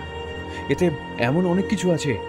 এর মধ্যে মৃত মানুষের শরীরে প্রাণ জাগিয়ে তোলার মন্ত্র এবং প্রক্রিয়াও লেখা আছে। অ্যালফ্রেড উৎসবের মুখে এমন কথা শুনে অবাক হয়ে গেল। এই কথাটা সে এখনো পর্যন্ত জানত না। কিন্তু ততক্ষণে মানব থরথর করে কাঁপতে শুরু করেছে।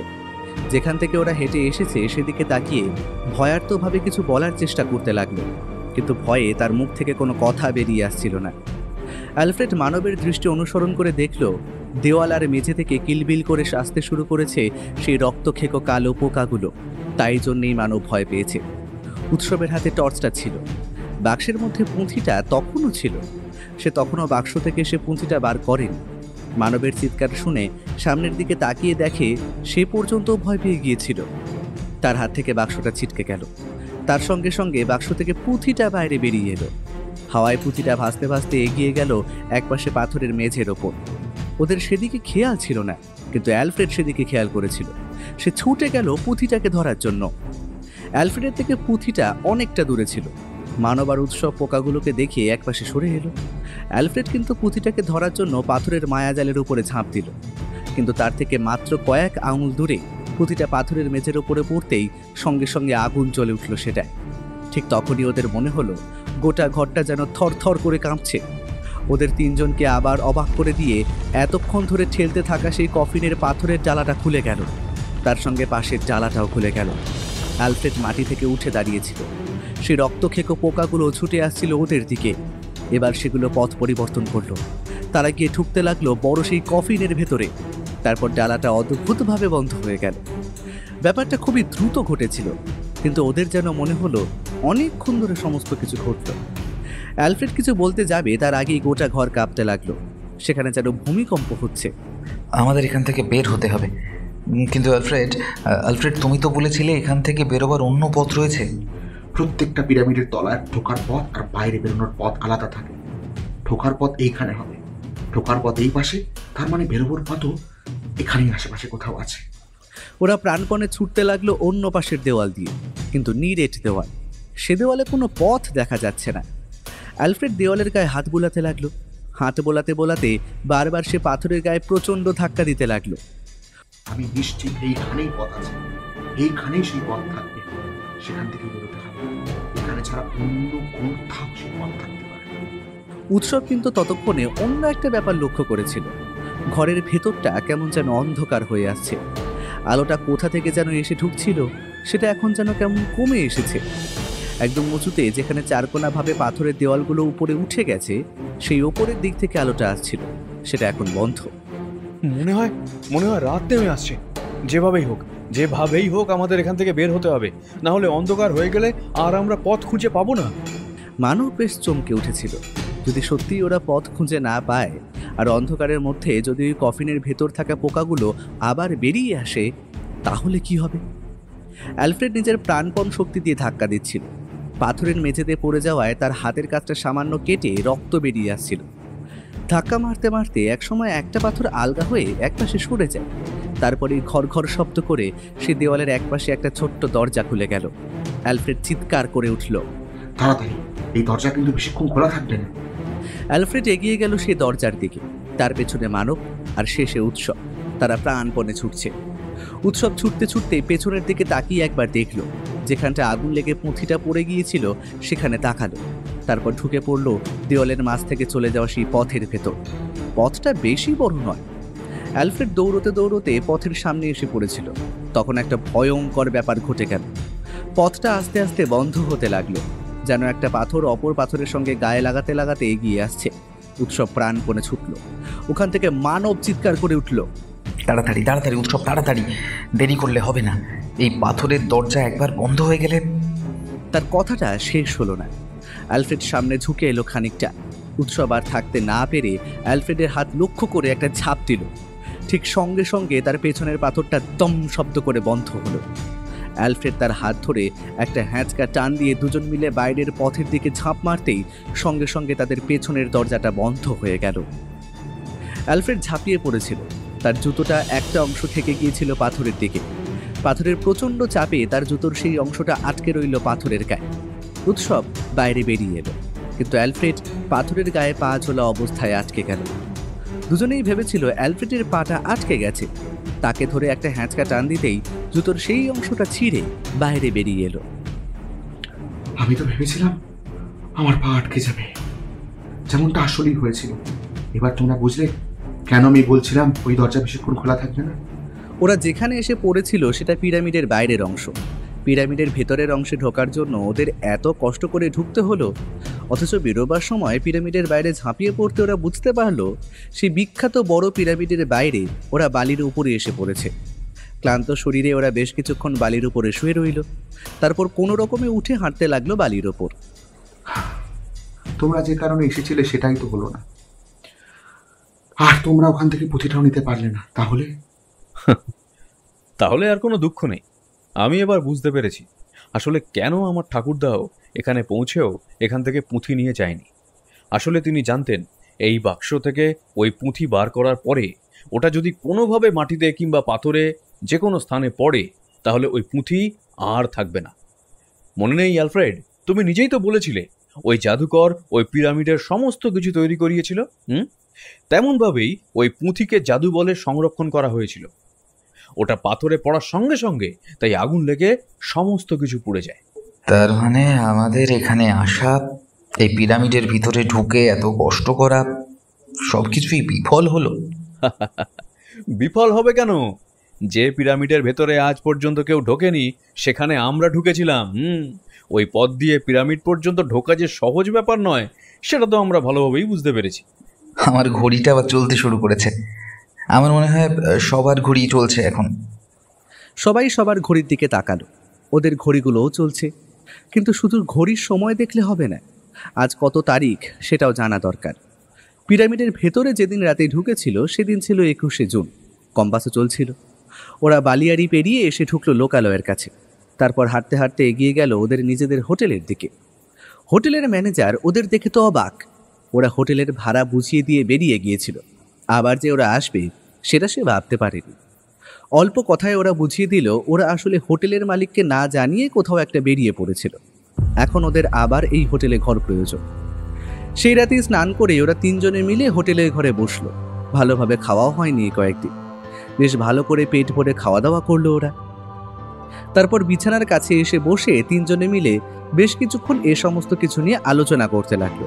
একসময় অ্যালফ্রেড বলল, একটা কথা কিন্তু তোমরা লক্ষ্য করে দেখোনি, আমরা যেদিন ওই পিরামিডের ভিতরে ঢুকেছিলাম সেদিন ছিল 21শে জুন রাত। আর কত তারিখ বলে তোমার মনে? মানব এগিয়ে গেল দেওয়ালে টাঙানো ক্যালেন্ডারটার দিকে। তারপর হিসেব করে বার করলো আজ 27শে জুন, অর্থাৎ ওরা প্রায় টানা 7 দিন ওই পিরামিডের মধ্যে ছিল। 7 দিন? কিন্তু এটা কি করে হয়? আমরা তো মাত্র 2 দিনের খাবার নিয়ে গেছিলাম। তাছাড়া ওই পিরামিডের মধ্যে 7 দিন কাটিয়ে ফেললাম আমরা, আর কোনো কিছু বুঝতেও পারলাম না। এই পিরামিডের কথা আমি আগেই শুনেছিলাম। ওখানে কোনো কিচ্ছু বোঝা যায় না। ওখানে একবার ঢুকলে সে গোটা পৃথিবী থেকে বিচ্ছিন্ন হয়ে যায়। আসলে রহস্য, এক গভীর রহস্য রয়েছে পিরামিডের ভিতরে। সে কথা আমরাও কোনো দিন ভালোভাবে জানতে পারি। 7টা দিন আমরা ওখানে কাটিয়েছি, অথচ মনে হচ্ছে আমরা 2-3 দিনই ওখানে ছিলাম। বুঝতে পেরেছি। যেভাবে ওই আধো অন্ধকার ঘরগুলোর মধ্যেও অক্সিজেন আমরা পাচ্ছিলাম, ঠিক সেভাবেই কোনো অদ্ভুত কারণে আমাদের খিদে তেষ্টা সমস্তটাই কমে এসেছিল। একবার ভেবে দেখো তোমরা, ওই দেওয়ালের বাইরে আসার আগে পর্যন্ত আমাদের কিন্তু খুব বেশি খিদে পায়নি, তাই না? বাইরে বের হওয়ার পরে মনে হচ্ছিল কতদিন ধরে যেন আমরা খাইনি, ঘুমোইনি, ক্লান্তিতে শরীর দিচ্ছিল না, এমনকি হেঁটে হোটেল পর্যন্ত আসতেও মন করছিল না। তাহলে এবার তুমি কি করবে? মিশরে অনেক কিছুই দেখা বাকি রয়ে গেল, সেগুলো একবার দেখে নি কি উৎসব। আর 7 দিন না হয় এখানে থাকি। এছাড়া আমাদের সঙ্গে অ্যালফ্রেড তো রয়েইছে। তারপর না হয় বাড়ির পথে রওনা হব। ওরা সেখানেই থেকে যায় আরও কয়েকদিন অ্যালফ্রেডের সঙ্গে। মিশরে দেখার মতো আরও অনেক কিছু দেখে ওরা কিন্তু বারবার সেই পিরামিডের গভীরে সেই রাতের কথা নিয়ে আলোচনা করতে থাকে। অ্যালফ্রেডও ভুলতে পারে না সেই সময়ের কথা। বিশেষ করে তার বাঁ হাতের বুড়ো আঙুলের সেই ক্ষত যতদিন থাকবে ততদিন পর্যন্ত সব কিছুই মনে থাকবে। আর সেই পাথরের দরজা খোলার পরে সে কালো গোবরে পোকার মতো রক্তখেকো পোকা ওদের দিকে এগিয়ে আসা দৃশ্যটা অন্তত অ্যালফ্রেড কখনোই ভুলতে পারবে না।